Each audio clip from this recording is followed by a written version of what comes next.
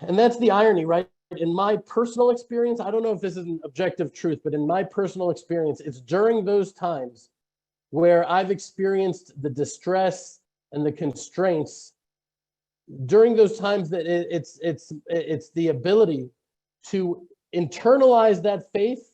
When we internalize our faith during those personal journeys we're through, that we begin to, it sort of takes the edge off, and of the edge of the fear and the doubts and the confusion. And it just gives us, just for a moment, sometimes for a moment, it gives us the eyes to see the opportunities that are all around us, when all that we saw before was just the world closing in on us. Okay, so you guys ready for this? I thought this was so beautiful and so profound. This was, according to the great sage known as the Nachal Kedumim, this critical idea was hinted to in the very first words of the Torah portion. I guess we're having one of those weeks where we don't get past the first verse. Okay, welcome to Judaism. Welcome to talking to a Jew. Okay, this is where we are. The portion begins, as you can see, with the words, Ele Masei B'nai Israel. These are the journeys of the Jewish people. These are the journeys of the children of Israel. Well, as you can see on this slide, can you see on the slide right now? The first letters of each of these four words is the first letter of one of the four exiles of the Jewish people that were to come. Right? Rome, Persia, Babylon, and the Syrian Greece. And to me, do we see right there? Ele Masei B'nai Israel. Ele, E, is Aleph, Edom, Mem, Mada, Persia, Bet, Babel, Babylonia. Yud is Yavan, Syria, Greece. And to me, the message there is very clear.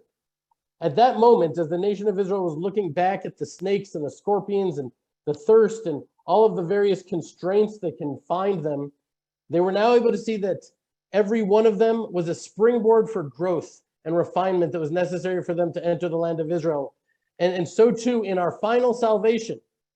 Really, I think where we are right now, our final liberation, when Mashiach comes, we'll be able to look back at the horrors and the pain of those four exiles. And we'll be able to see that it's the same thing, that they too were critical stops on our journey to redemption. And those that knew the secret to this truth may have even been able to, in some way, feel that redemption while experiencing those exiles.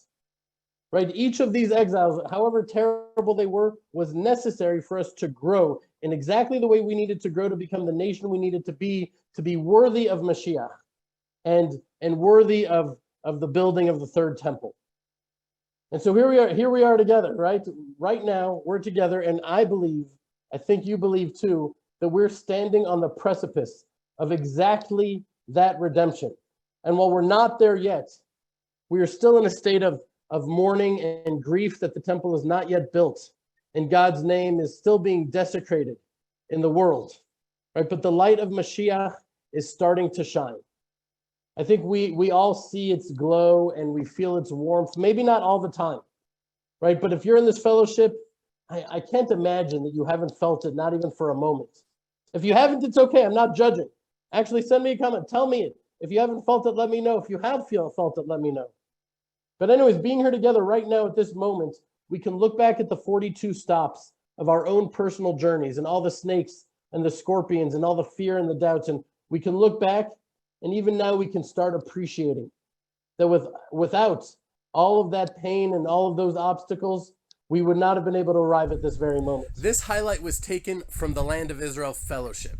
Every week, hundreds of families from literally around the world come together on our live Zoom sessions to strengthen each other, to inspire each other, and to learn Torah from the Land of Israel, in which we connect the dots between the Bible, the Hebrew language, and the confusing events of our times. Go to www.thelandofisrael.com/fellowship or click on the link below to join. Thank you.